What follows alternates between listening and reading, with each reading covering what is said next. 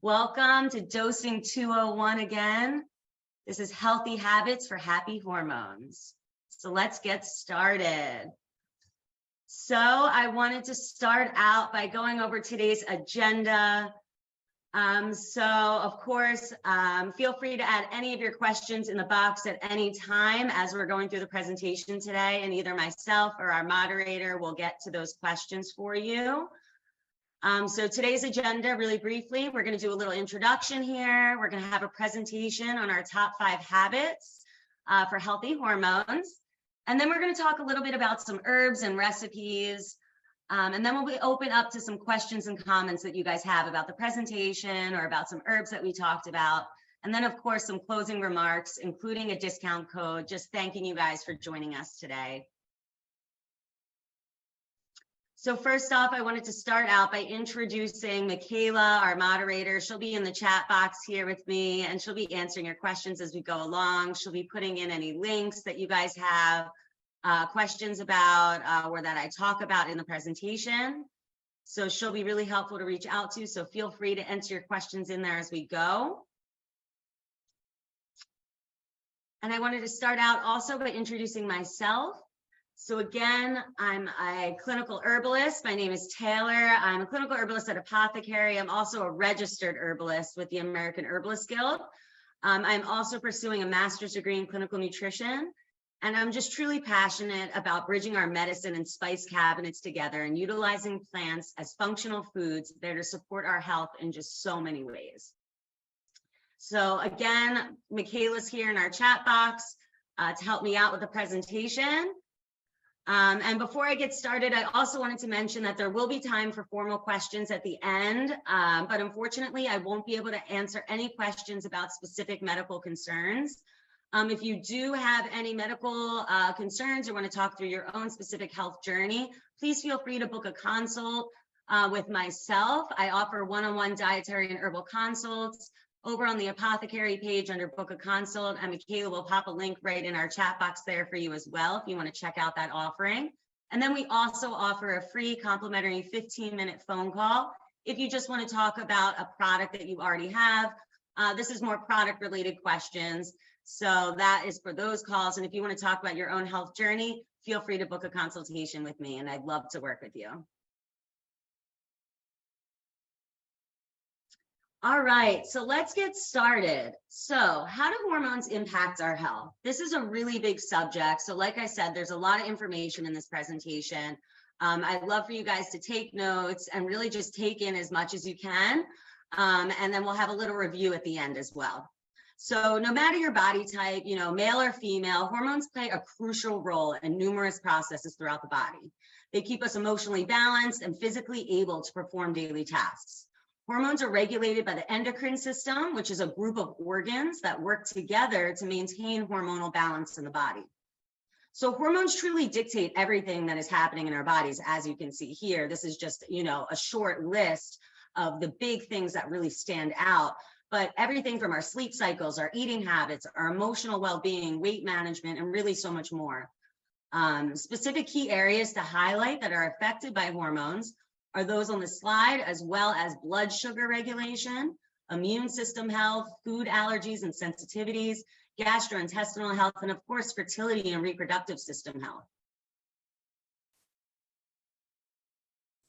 So hormones, going off of, these are just some basic 6 big hormones, but there are many other hormones in our body that are working all synergistically together to make sure that we are optimizing our health in all of those ways that I previously just mentioned.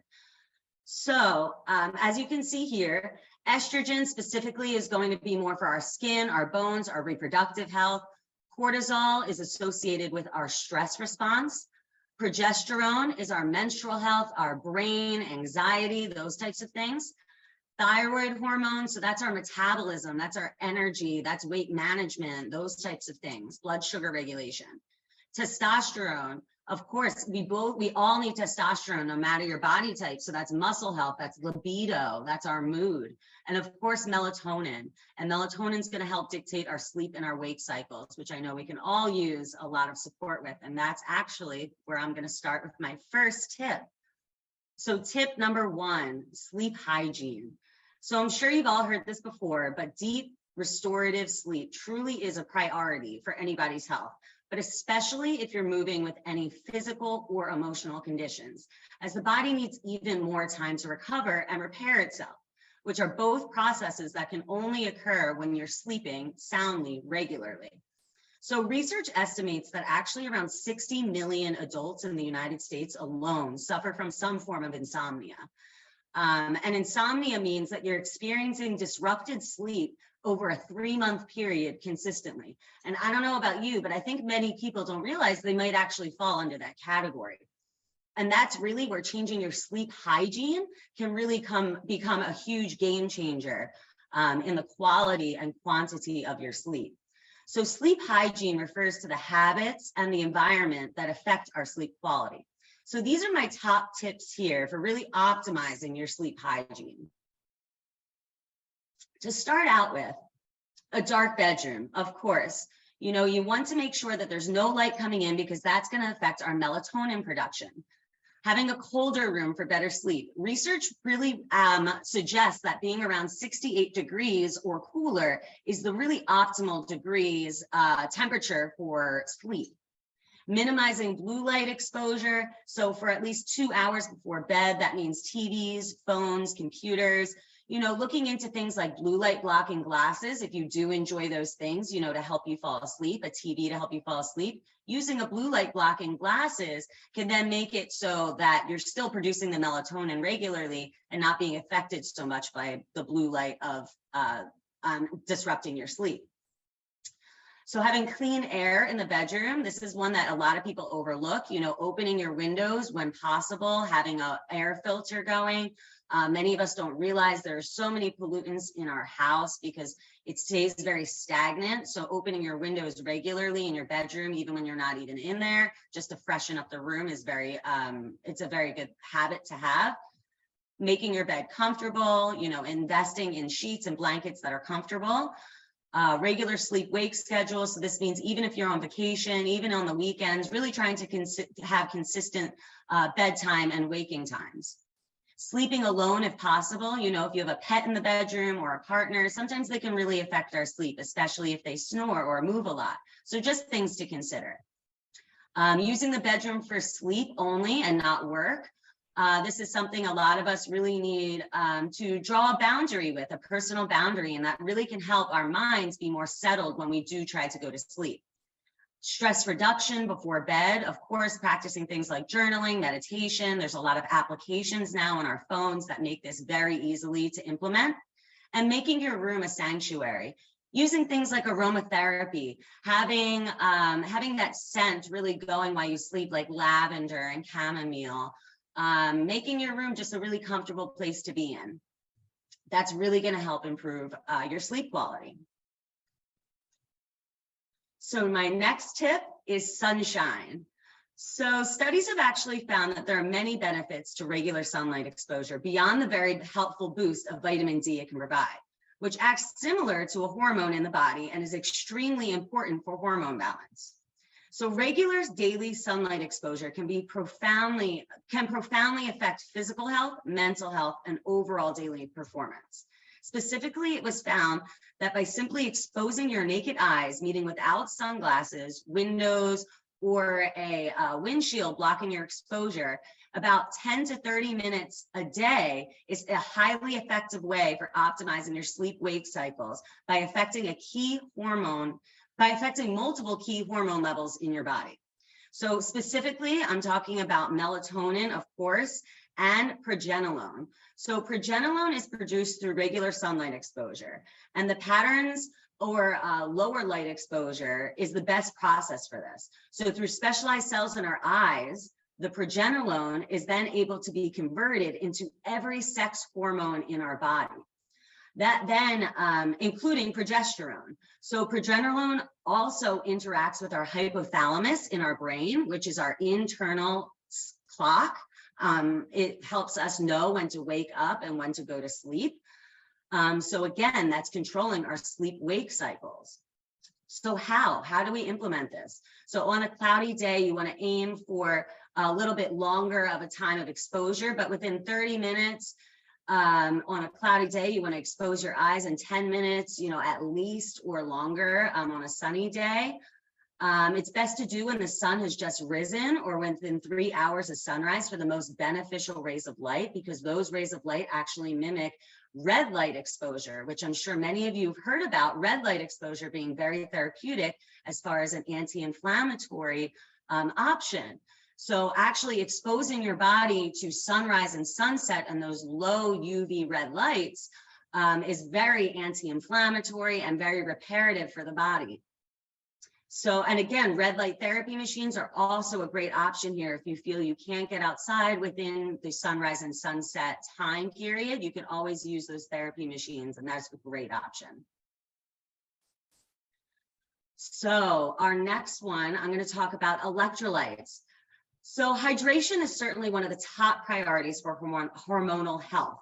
But hydration without electrolytes, meaning just plain water, is much less effective at replenishing our bodies than drinking water that's restored with minerals. So electrolytes such as magnesium, potassium, and sodium are critical for our cells to be able to repair themselves and maintain balance throughout the body. They contribute to the regulation of stress hormones like cortisol. And when we become depleted in our electrolytes, we start to become stressed, and we stress our adrenal glands. So our adrenal glands contribute to a wide variety of hormone-related processes, including symptoms like fatigue, mental fog, muscle weakness, and of course, things like burnout.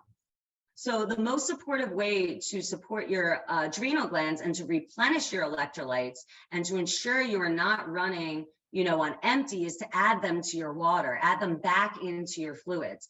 They make different products that make this very easy, like trace mineral drops.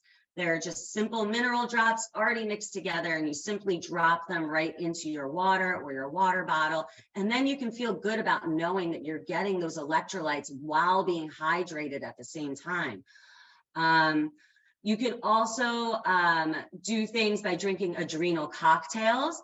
So I don't know if you've heard of adrenal cocktails, but just like mocktails, they do not have any alcohol in them whatsoever, but they are actually rejuvenating to the body and help replenish our electrolytes. So a few of my favorite adrenal cocktails are actually formulated using coconut water and other electrolyte-rich fluids and powders such as sea salt or cream of tartar to help support our hormone health. So one of my favorites is the classic orange juice adrenal cocktail. And I like to also add powders like ashwagandha powder, because ashwagandha is something that our adrenals love. And I'll talk a little bit more about herbs later on. But I really love to just, play around with my adrenal cocktails and really just mix up the recipe. Sometimes I add some coconut cream and I make it kind of like an orange creamsicle. And then of course you can do it very simply by adding sea salt, lemon, lime, and honey. That is the simplest way to do it as well, besides buying those drops. That's also a very convenient way. And then of course, eating mineral rich foods. That's the other, given, making sure you're eating your dark leafy greens, shellfish. The word I'm looking for. Shellfish is also very high in minerals, things like oysters. So that's something you can also look into. So next, we're going to be talking about optimizing our diet. So as you can imagine, our daily food choices can have a huge impact on our hormone health. So optimizing your diet can be profoundly supportive for individuals struggling with weight management, irregular cycles, hormonal acne, and other skin issues, and so much more. So my top priorities for supporting hormone health with our diet, and these are just my top priorities, and there are some other nuances to this, of course, if you're moving with specific health conditions and health goals. But in general, my priorities first are adequate protein intake.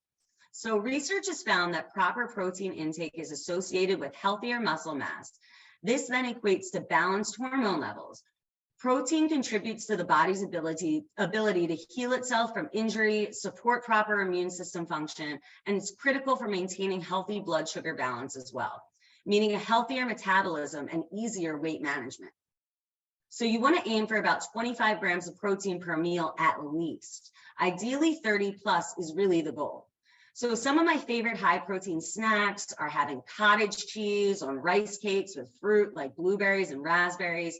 I love doing hummus and nut butters with different fruits and vegetables to just dip along, or high fiber seeded crackers, gluten-free crackers. I also love eating grass-fed jerkies, are a great and high source of protein, and I love to pair them with things like kiwi or vitamin C rich foods to help with iron absorption. So next, fiber. So consuming fiber-rich foods with every single meal. So research has found that fiber, both soluble and insoluble fiber, can help regulate our cholesterol, our blood sugar levels, our insulin levels, and of course, help promote healthy gut microbiome. So fiber plays a critical role in one of the most important elimination processes in our body, our bowel movements. So it might not sound pretty, but without them moving along regularly, we end up having a lot of hormonal imbalances.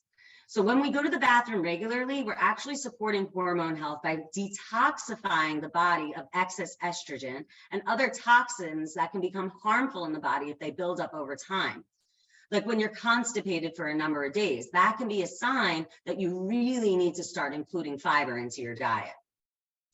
So estrogen is a vital hormone for overall wellness, but when it's in excess, our body can become more susceptible to different diseases like cancers.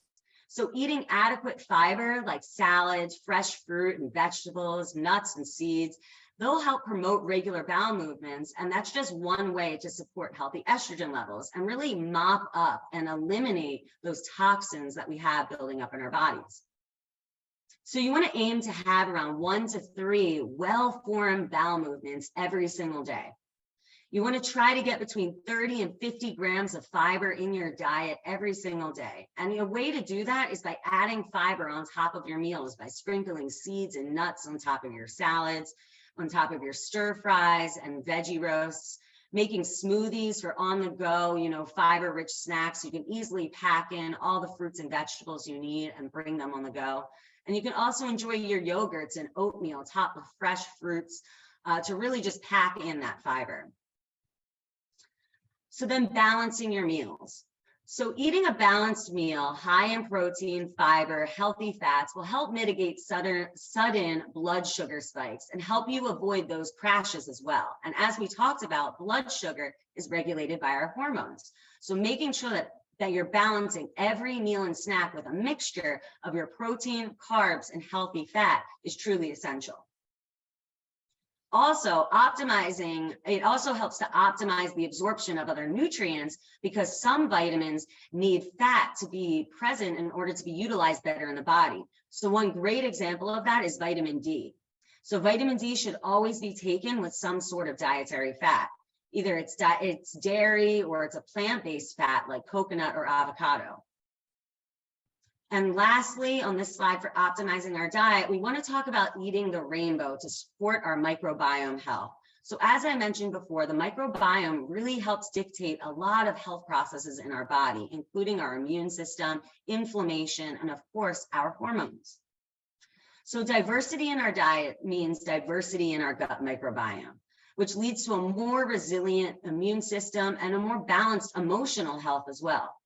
Studies suggest that you should aim for about 60 to 80 different foods each week to really promote a flourishing microbial community. Organic, non-GMO, pasture-raised, grass-fed are all essential when choosing these different types of foods. Avoiding processed foods, added sugars, natural flavors, food dyes, gums, emulsifiers, and other toxic food additives really should be top priority. So what should you do? How do you implement this? So as I said, adding fiber on top of your meals by planning ahead, planning your snacks ahead of time, making sure things that are balanced for you and your family, and always pair sugary snacks with protein to help balance your blood sugar levels. So I also wanted to talk about specifically foods that can influence the hormones that I spoke about earlier. So foods to support hormone balance in the body, like estrogen, we're talking about flaxseed, raw carrots, high fiber foods really are going to be great again for estrogen and moving and making sure we're having regular bowel movements. For cortisol, think about green tea, dark chocolate, things that are really going to be polyphenol rich and help reduce our stress in our body. Progesterone, so cabbage and other cruciferous vegetables like broccoli is going to be very supportive for progesterone, as well as grapefruit. For thyroid health, we're going to think about seaweed and Brazil nuts. Brazil nuts are so high in selenium, which is something many people often go deficient in. So it's a very easy way to get that in daily. So testosterone, we're thinking about our eggs, our spinach. We make sure we're cooking our spinach before we eat it. And also with our eggs, making sure that they're not too well done, because we want to make sure that the yolks are still preserved for all of those nice nutrients aren't being cooked and oxidized and not as nutritious as they could be. And of course, melatonin. So we're thinking about things that can help support our sleep-wake cycles. So tart cherries, walnuts. There's also research to support white rice and kiwi to also have an effect on our melatonin levels. So specifically hormones like insulin, which help us maintain proper blood sugar, and ghrelin and leptin are all things that are produced in the gut microbiome. So making sure that we're feeding our gut microbiome with a plethora of different vegetables and fruits and foods every single day is really, really essential. All right. And then lastly, tip number 5, our herbs. So I wanted to talk about some herbs, and of course, herbs in our line that can really stand to help our hormones in particular. So there's a few different categories of herbs that I wanted to highlight as heavy hitter here for really balancing our hormone levels. So first off, our nervines. So under the nervine category, we have things like Take the Edge Off tincture, which is a really handy on the go. You can have it by your nightside table. You can take it with you. You can add it to your drinks very easily. It's in liquid form. And it's filled with nervines that are going to be super nourishing to our brain, help with mental clarity, and also help with stress reduction and our resilience to stress as well. There's also lion's mane. That's going to be helping with regrowing actually our brain cells. There's really profound research now coming out about the medicinal properties of lion's mane, being that it's so nutritive and supportive for our brains. And then Slay All Day, that's going to have the green tea in it. So as I talked about previously with the cortisol, so helping support our cortisol levels. So nervines are going to help support our cortisol levels. So using something like Slay All Day, it does have a bit of caffeine, but if you're someone that does not want caffeine, you could always go for Blew Me Away as well, which is the alternative to Slay All Day, but without the caffeine. So next we have adaptogens. Can't talk about hormones without speaking to adaptogens. So adaptogens are really there, again, to help our bodies be more resilient to stress so that we can respond to it more optimally when it does arise in the future, which is inevitable. You know, stressors arise. We get stuck in traffic. We're overworked. We get sick. All of those things are stressful. So making sure that we're taking our herbs every single day, things like Shishandra berry, which has been found to be highly supportive for our liver health as well. Ashwagandha, as I spoke to earlier, is very supportive for cortisol levels. And then, of course, reishi, which has always been regarded in traditional Chinese medicine as the mushroom of vitality. It helps us keep us young. It helps us keep our brains agile and focused and mentally clear. So next, let's talk about some nutritive and anti-inflammatory herbs. So of course, we're going to be talking about moringa. Moringa is an herb that's indicated for those with irregular blood sugar regulation, for cholesterol levels. And in Eastern European countries, it was actually used to prevent ailments such as diabetes, heart disease, anemia, and digestive disorders. So this can be incredibly supportive for someone who likes to make shakes and you want to get your greens in, this is a very easy way to get your daily dose of greens into your meals. You can also simply add it to sauces and curries, just like any of these other ones. But this is one specifically I love to really keep in my kitchen cabinet because it is just such a nutritive tree, actually, that I love to have available for my hormone health. Next is chlorella. I love to speak to chlorella. This is a green freshwater algae. Of course, it's going to be high in our potassium, our magnesium, our electrolytes. So when you're making those adrenal cocktails, think about adding in some chlorella. That would be super supportive for your health. And then follow your gut. So we're talking about anti-inflammatory herbs in follow your gut, like turmeric and astragalus is going to be our immunomodulatory herbs. So of course, this is going to be supporting that healthy gut microbiome, making sure that we are having regular bowel movements, making sure that we have regular inflammatory processes in our entire body. And camu. This is a very high source of vitamin C, a very nutritive herb. And this is just making sure that we are able to we're able to absorb our iron efficiently, because vitamin C, pairing vitamin C rich foods with iron rich foods are going to help absorption. And it's also great for collagen production and for healthy skin health as well. So for our sex hormone balancing, we have shatavari, which is really the queen of herbs. A lot of traditional herbalists will really suggest this, especially during times of premenopause, postmenopause, really those big hormonal shifts in our lives after having, your breastfeeding. That's a very depleting process. Using shatavari to help replenish our bodies during that time postpartum is very supportive. Also for hair loss, there's a lot of research at supporting hair loss for postpartum times as well. And of course, we have Heishu Wu. This is going to be a very blood nourishing herb. This is going to be helping regulate our cycles, regulating hormone and progesterone and estrogen balance within the body. And then we have our blend of Seal the Deal. So this really is going to be a great hormonal booster for those experiencing low libido, whether you're a male or female. This could be a great way to support libido and mood.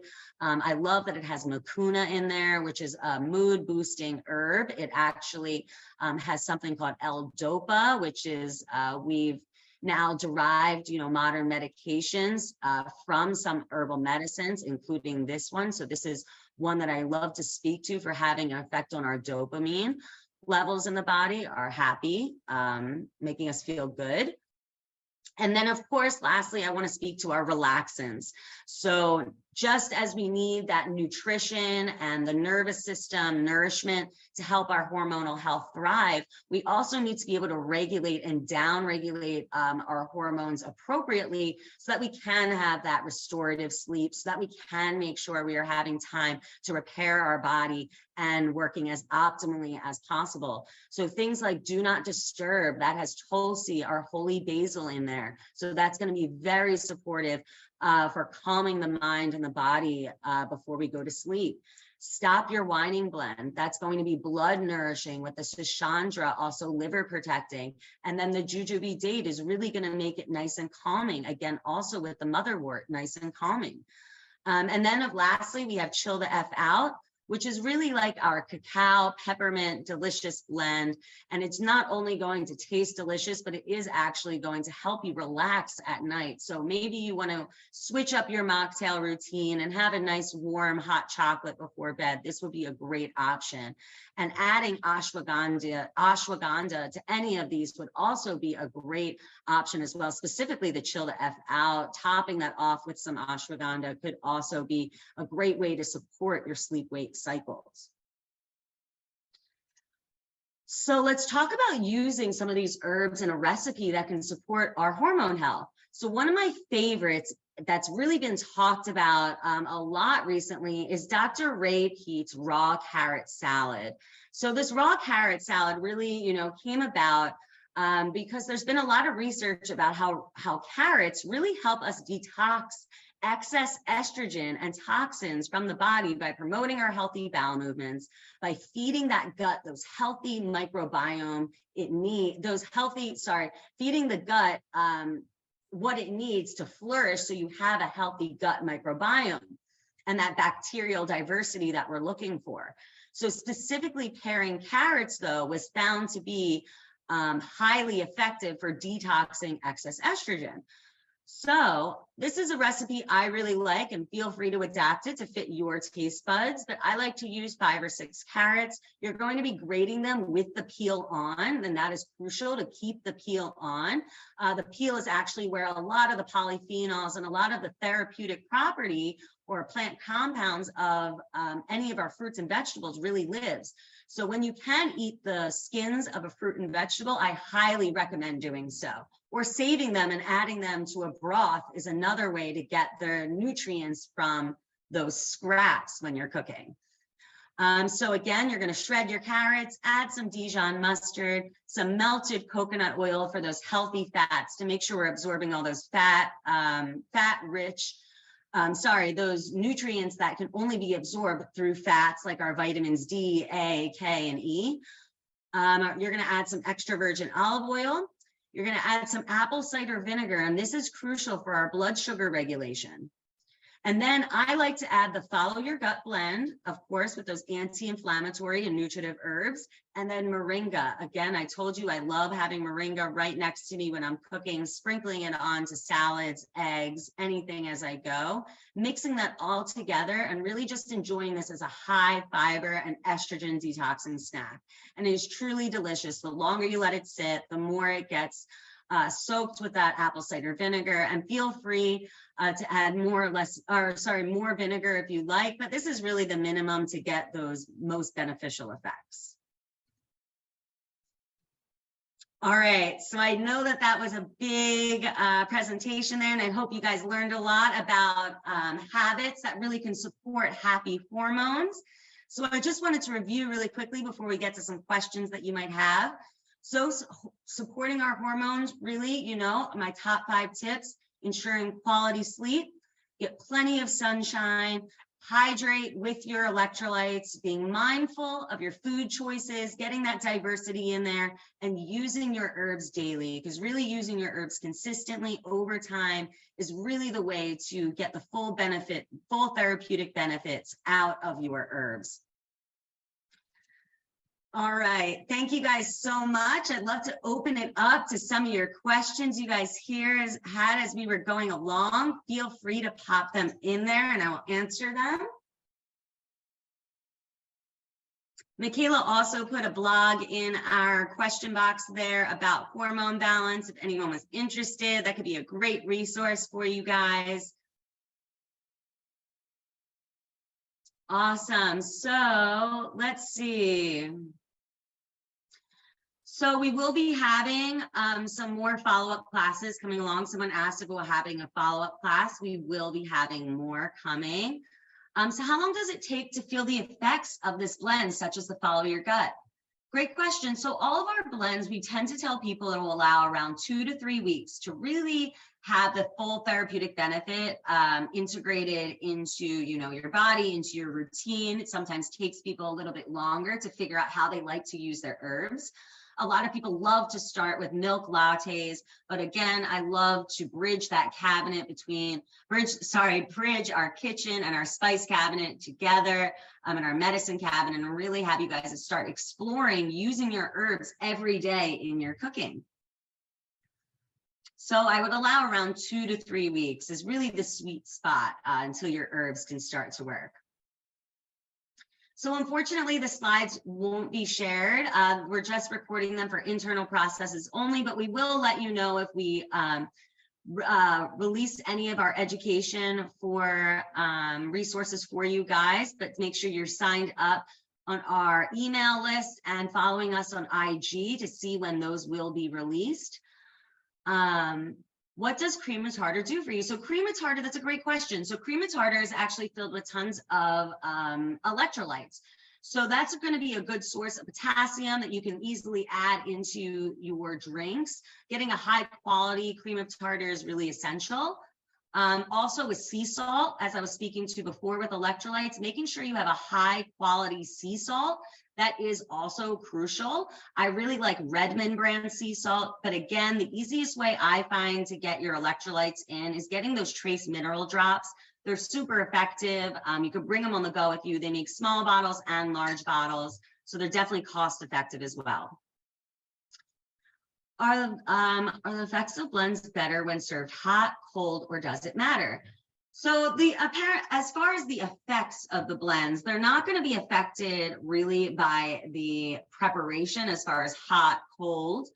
I would suggest mixing them in with a bit of warm water, even when you are making a cold preparation, just to make sure that they dissolve enough and emulsify into your liquid of choice. Also, pairing them with a fat can really help dissolve your herbs and emulsify them into any liquid you are trying to add them to. So think about like coconut cream, MCT oil, milk, any of those things. And a little bit, goes a long way. So warm a little bit up. You can mix that in using the frother. We always suggest using a frother as an efficient way of getting those mixed in as well. And then you can always pour that over ice, and that's an easy way to make an ice drink. Do you have a brand of trace mineral drops you like? Yes. I am so sorry that it is skipping me right now, but I do have one that I like, and it is called, I believe, Trace Mineral Drops. It looks like a little eyedropper, but I will do my best to find a resource on that, and hopefully we can have some type of resource go out to our email chain. So make sure you are signed up for our email, and I can follow up with you. Also, if you email us at hi@apothecary.co, we can get that answered for you as well.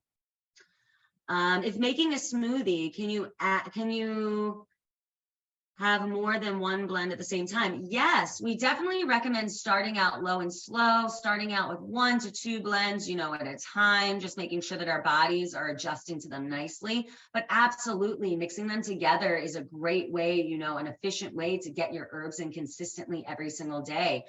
In traditional Chinese medicine, some formulas were up to 30, 40 herbs at a time. So these really are simple and effective formulas for this purpose exactly. So you can really feel the therapeutic value of these herbs. So eventually, if you'd like to blend them together, by all means, but again, starting low and slow and dose appropriate, which is 1 teaspoon at a time, just to start. But if you are interested in how you can incorporate your herbs better into your favorite recipes, or which herbs to use or which ones to stack on top of each other, you can always book a consultation with myself, and we can talk through your daily food choices and the best way to incorporate your herbs in a sustainable way. All right, awesome. So lastly, I just wanted to give you guys a discount code and thank you for showing up today. We really appreciate you coming to our Dosing 201 class with Apothecary. So I'm going to give you guys a minute here to grab your pen and paper to write down your discount code. All right, so this week's discount code is going to be Happy Hormones 15, all capital letters. Happy Hormones 15. Thank you, Michaela. She popped it right in there for us. So make sure, again, you check out our Instagram, follow us, and join us for our IG Live coming up next week. We'll be talking with our R&D specialist a little bit more about our Take the Edge Off tincture. We'll also be going through a few of my favorite mocktail recipes and how to utilize that tincture at your next get-together. So I'd love to see you guys there. So come and join us. Any future classes as well. We'll also be doing a dosing 101 next week as well. So love to see you there. And thank you guys again so much. I hope you had a great day in class.